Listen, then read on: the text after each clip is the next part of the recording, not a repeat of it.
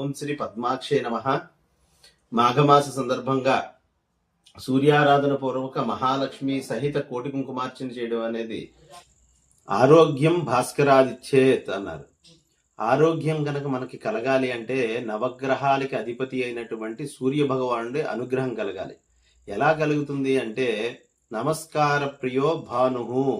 మన స్మృతి పురాణాలలో సూర్యారాధన గురించి అనేక విశేషమైనటువంటి క్రతువులు, పూజలు, స్తోత్రాలు తెలియజేయడం అయింది. సూర్య నమస్కారాలు అనేది సూర్య భగవానుడికి అత్యంత ప్రీతికరమైన విధానంగా తెలియజేయింది ఆ పురాణాలన్నిటిలో కూడా. ఆ సూర్య తీర్థము ఆరాధనలు పాల్గొనడం వల్ల, చూడడం వల్ల, ఆ తీర్థం స్వీకరించడం వల్ల హృద్రోగ, వ్యధోదర, గుల్మ అనేక వ్యాధులన్నీ నివృత్తి అవుతాయి అని చెప్పబడుతోంది.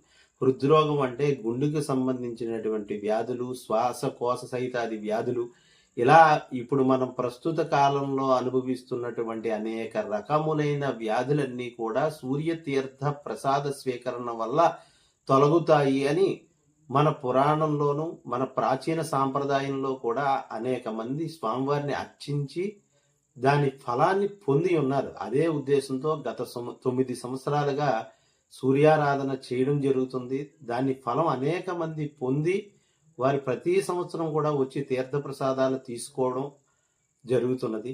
అందుచేత ఈ సూర్యారాధన అందరూ కూడా సద్వినియోగం, అంటే ఒకరోజు చేయడం కాకుండా దీక్ష అనేది ఒక 5 రోజులో 10 రోజులో ఇలా శాస్త్రవచన ప్రకారంగా చెప్పబడుతుంది. అందుచేత ఒక పక్ష దీక్షగా ఏర్పాటు చేయడం అవుతున్నది.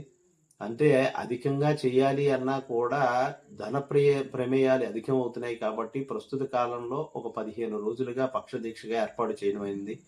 అందుచే ఈ సూర్యతీర్థ ప్రసాదములు అందరూ కూడా స్వీకరించి, మీకు అంటే ఆస్తిపాస్తులు అంటే అందరికీ ఇవ్వచ్చు. మీ ఆస్తి మీ పిల్లలకి, లేకపోతే మీరు ఎవరికైనా బహుకరిస్తే వెళ్తాయి. వ్యాధులు ఎవరు తీసుకోరు. ఆస్తులు తీసుకున్నంత సులువుగా వ్యాధులు తీసుకోరు.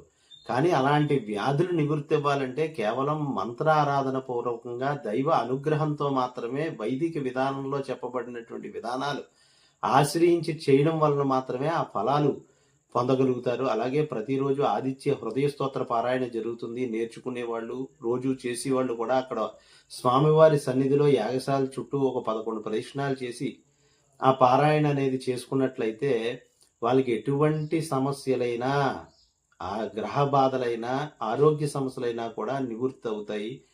అందుచే ఈ కార్యక్రమాన్ని అందరూ సద్వినియోగం చేసుకుని స్వామివారి అనుగ్రహం పొందగలరు. హరి ఓం.